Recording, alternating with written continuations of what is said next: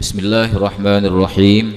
Alhamdulillahi rabbil alamin, wassalatu wassalamu ala asyrafil anbiya wal mursalin sayyidina wa nabiyyina maulana Muhammad wa ala alihi wa sahbihi ajma'in. Subhanaka la ilma lana illa ma 'allamtana innaka antal alimul hakim wa tub 'alaina innaka antat tawwabur rahim wahdina wa waffiqna ila siratikal mustaqim.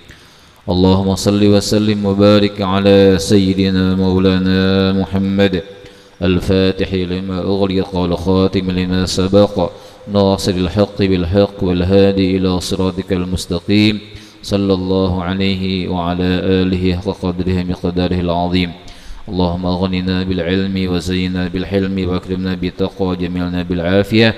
نسألك فهم النبيين وحفظ المرسلين وإلهام الملائكة المقربين wazidna ilma walhiqna bis salihin. Amma ba'd. Para jamaah sekalian yang dirahmati Allah Subhanahu wa taala, puji syukur kepada Allah Subhanahu wa taala azza wa jalla, malam hari ini kita bisa kembali bertemu berkumpul di masjid kita ini melanjutkan pengajian kita. Mudah-mudahan pertemuan kita ini, perkumpulan kita ini diberkahi dari Allah, dirahmati oleh Allah Subhanahu wa taala, dibanggakan oleh Nabi Muhammad sallallahu alaihi wasallam, dan kita beroleh ilmu yang manfaat.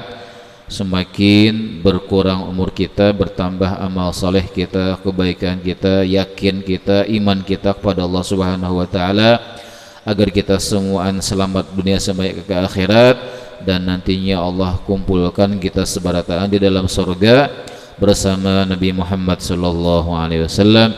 Amin amin Allahumma amin. Qala Asy-Syaikh Abdul Rahman Siddiq bin Muhammad Afif Al-Banjari afallahu anhu wa anna jami'an wa nafa'ana wal muslimin bi'ulumihi fid dharain amin. Halaman 4 alinea yang kedua. Syahdan, ialah ketahui olehmu bahwasanya kaifiyat sembahyang itu dua bahagi. Arti kaifiyat itu cara. Nah, cara sembahyang itu ada dua bahagi atau dua macam. Pertama zahir, dan kedua batin. Zahir itu artinya nampak kelihatan, ya kan? Nah, adapun yang batin, yang kada nampak kelihatan karena tersembunyi di dalam hati. Adapun kaifiyat yang zahir itu di dalam 7 perkara. Jadi kaifiyat sembahyang yang zahir, yang nampak dilakukan, nah maka ini ada di dalam 7 perkara. Pertama, mengetahui syarat wajib sembahyang. Jadi syarat wajib sembahyang, ya orangnya baligh, ya kah? Islam, baligh, bakal, ya kah?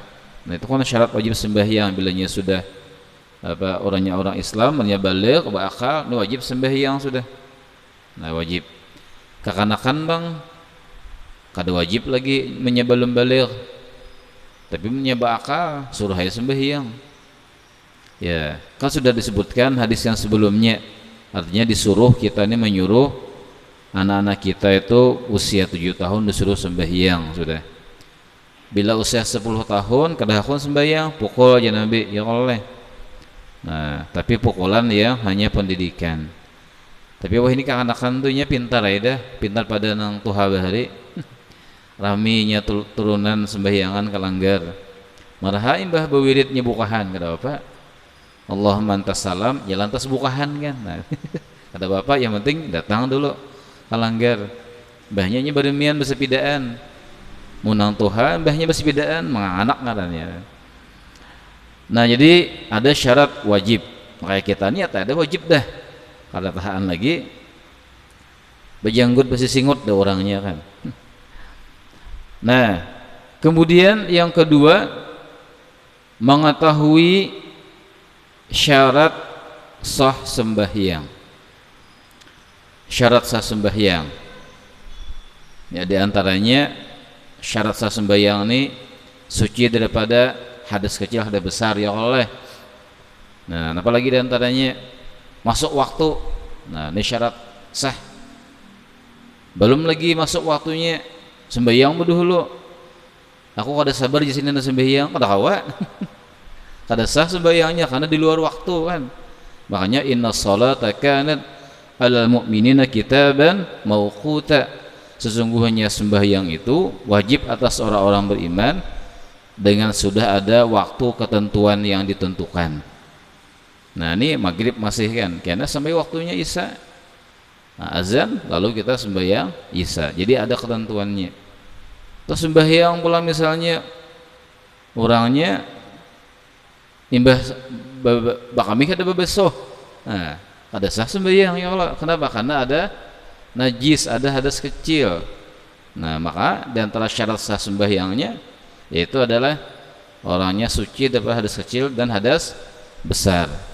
Apalagi di antaranya nutup aurat. Nah, aurat. Wah, ini tuh kadang-kadang ada anak-anak muda-mudi itulah. Nah, sembahyang bahanunya bajunya ini singkat, orangnya belepes ya oleh. Nah, karena bilanya sujud ya kelihatan di apa nih, di ke bawah udah pinggang kelihatan terbuka. Nah, itu banyak tuh kejadian tuh. Jadi minyak itu tuh padahal kan nah, makanya baju kaos-kaos yang singkat tuh bahaya bang. Kalau sembahyang tuh nah kelihatan baru kan di bawah nih, sampai kelihatan menu simpaknya. Nah, jadi dipanjangi. Yang menyata buka aurat, nah kada sah akan sembahyangnya. Nah, itu di antara syarat sah sembahyang. Ini sembahyang zahir masih. Nang ketiga pulang untuk kaifiat atau cara sembahyang zahir nih, mengetahui rukun sembahyang. Nah, rukunnya matan apa pertama niat. Nah, berdiri tegak ya kah, baca Fatihah, kemudian rukuk, i'tidal, sujud, duduk antara dua sujud, tasyahud awal ya kah. Nah, apalagi membaca apalagi kita tasyahud lah, baca nang salawat atas Nabi, nah salam tertib. Jadi harus tahu rukun-rukunnya itu. Paling kada tahu, oh aku ratan rukuk, oh aku sujud, oh aku nih duduk antara dua sujud. Jadi tahu. Jangan kada tahu rukuk pada i'tidal kada pas kan. Nah, jadi harus tahu rukun-rukunnya. Nah, rukunnya takbir, karena takbiratul ihram. Nah, rukun itu takbirnya kah kayak nama angkatnya kah.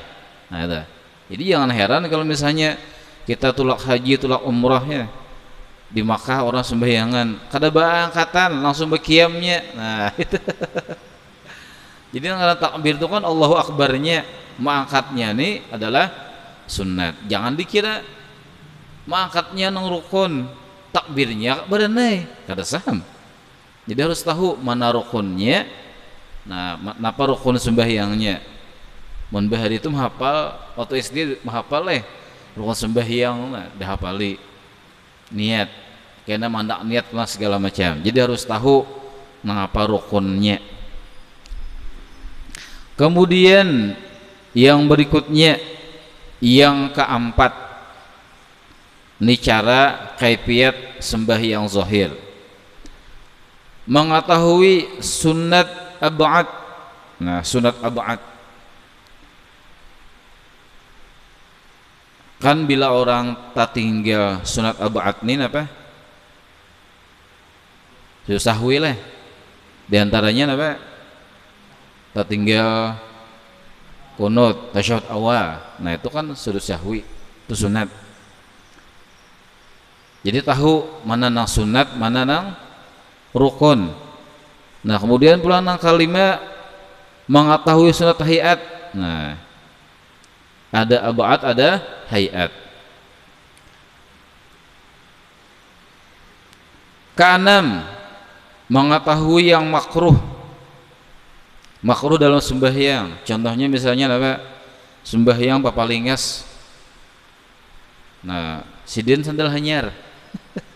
Jadi sembahyang hingga lawang ya Allah. Nah, asal rawayan hati ya lah. Loko sandal dan mengambil. Nah, jangan sini sembahyang makruh hukumnya. Atau sembahyang kacak pinggang. Allahu Akbar. Asli kacak pinggang. Kamera jadi mandor. Nah, kacak pinggang ini makruh. Hukumnya orang berkiam kan. Jadi tahu nang apa nang rukunnya, nang apa nang sunatnya, nang apa nang makruhnya. Apa tadi, apa syarat wajib sembahyangnya, apa syarat sah sembahyangnya. Nah, harus tahu itu cara kaifiat sembahyang yang zahir. Jangan sampai karena kita memadahkan sunat itu fardu atau rukun. Nah, misalnya kita membaca surah ya, kalau kan surah itu sunat aja, yang rukun itu Fatihah ya kalau boleh. Nah, ada orang sembahyang imba sidin takbir Allahu Akbar, kada bangkat pulang langsung ya Allahu Akbar, bekiam langsung baca Fatihah, kada besusurahan imba Fatihah langsung rukuk. Waktu rukuk pulang kada baca tasbih pulang, langsung dia gerak mana. Pas tahiyat kan hanya baca tasyahud kan. Waktu tasyahud hanya baca tahiyat tuh. Nah, banyak nanti tinggal salahnya, sah sembahyangnya. Karena itu rukun-rukunnya. Bacaan dalam sujud sunat. Ya kalau bacaan waktu rukuk sunat, waktu i'tidal sunat, baca surah sunat. Nah, jadi tahu kenapa jadi ditinggalnya besilah. Ada apa juga jadinya kan? Itu kan sunat juga. Nah, itu. Tapi pang pahalanya berkurang ya lah. Nah, pahalanya berkurang. Nya sunat-sunat nih nanggana. Ya kayak orang mulah wadai ya kalau mulah wadai. Limping ya wadai juga kan. Bingka wadai ya juga. Cuman limping ini walaupun ganal, apa tuh hafatannya paling 2000. Tapi kalau bingka halus ya hafatannya. Tapi larang. Pada sama pada wadai. Kenapa alasannya? Alasannya gampang aja. Kalau di limping itu ada banyak bahan campurannya. Tapi kalau bingka, nah di situ hintalunya 5 biji, ya Allah. Gulanya setengah kilo. Begitu pulang bepudak pulang. Nah, rasanya nyaman pulang. Jadi wajar aja. Tak banyak nang sunat-sunatnya. Nah, banyak campurannya, larang juga harganya. Kalau nyelimping dikit aja apalagi guduh putih lanjang ulangan. Nah, murah harganya, nya kada banyak campurannya. Nah, jadi artinya bila kita hendak tinggi derajat itu banyakin sunah-sunahnya. Nah, jadi jangan ditinggal-tinggal bacaannya. Jadi harus tahu mana rukunnya, mana syarat sahnya, mana syarat wajibnya. Nah, apa pulang nama makruh-makruhnya. Nah, itu cara kaifiat sembahyang zahir. Nah, adapun kaifiat, nah, yang ketujuh ulang, mengetahui yang membatalkan sembahyang. Tahu ini apa nama membatalkan sembahyang? Di antaranya makan, ya kah? Minum, atau bergerak sampai 3 kali berturut-turut. Nah, berturut-turut bergerak 3 kali. Atau apa lagi? Membatalkan sembahyang, berjalannya takbir berjalan pulang ke WC. Nah, atau mau teh handphone sembahyang gitu. Bahapian kemana pikirannya lah misalnya tuh, atau takantut kan, takantut sidin. Jadi sidin aku sedikit aja, takantutnya kada banyak kada sama sedikit ke banyak kah, tetapnya batal sembahyangnya. Jadi harus tahu apa yang membatalkan sembahyang itu. Nah, itu yang ketujuh. Nah, adapun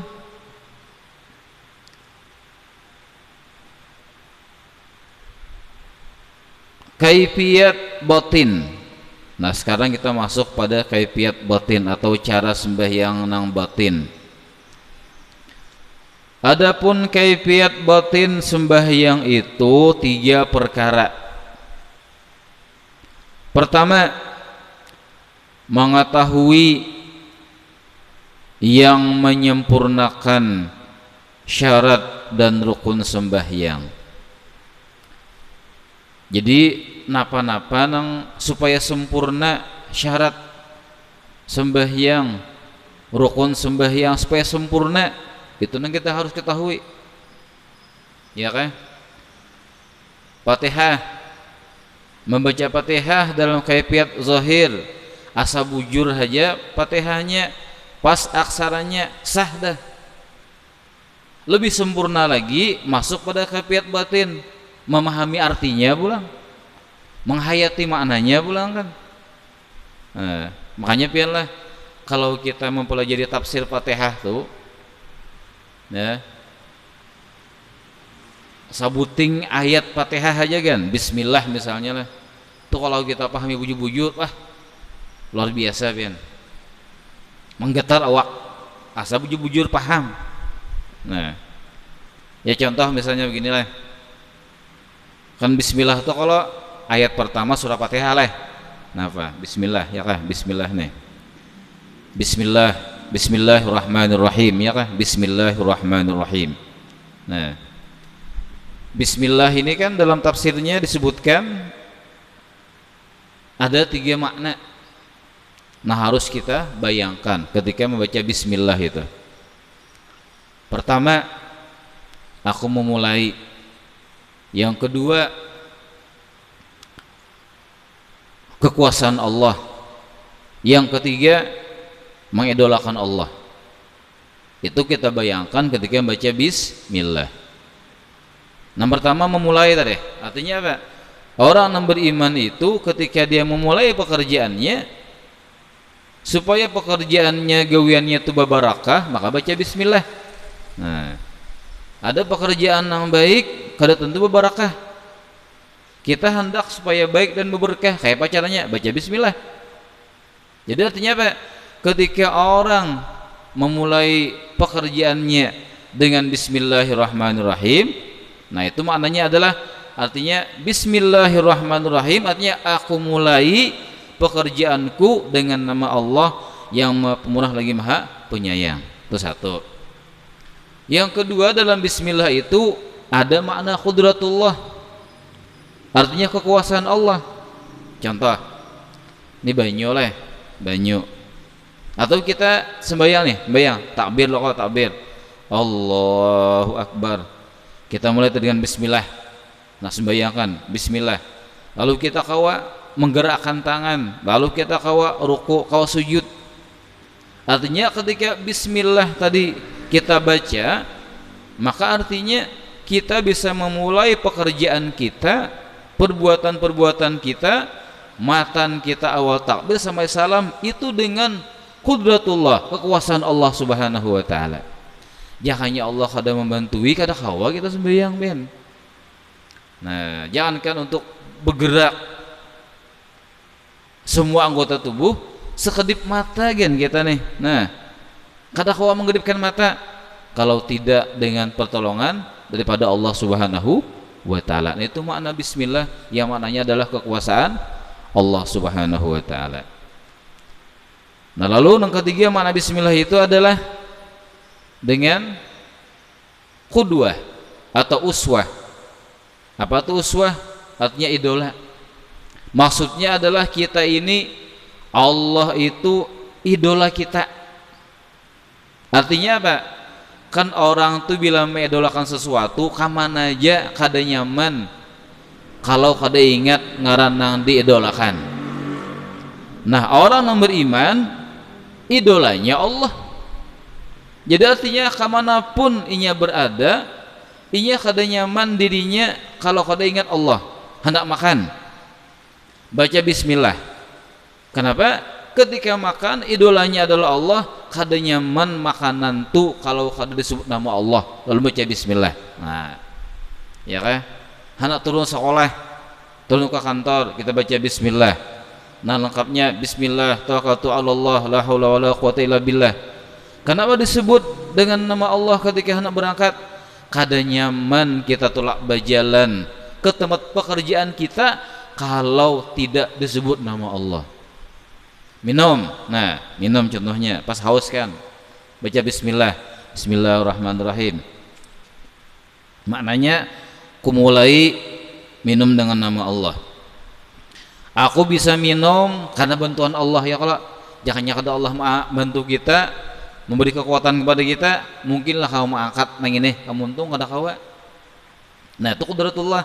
Nah yang ketiga tadi adalah pengidolaan, artinya kada nyaman rasanya minum ini kalau kada ingat nama Allah Subhanahu wa ta'ala, hanya bismillah sebutin pian. Nah jadi ketika kita hendak sembahyang bismillahirrahmanirrahim, ingat kita lawan Allah Subhanahu wa ta'ala, kada kawa kita berbuat apapun, ibadah apapun, amal saleh apapun, kada bisa kita lakukan kalau tanpa bantuan kekuatan daripada Allah Subhanahu wa ta'ala. Itu makna bismillah. Nah itu bismillah ada pada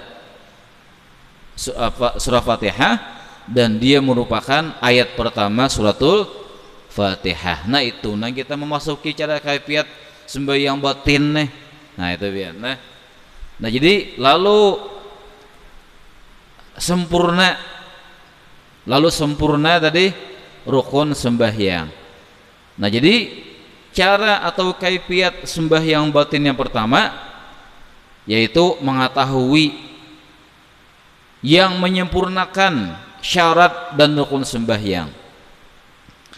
Syarat dan rukun sembahyang. Syarat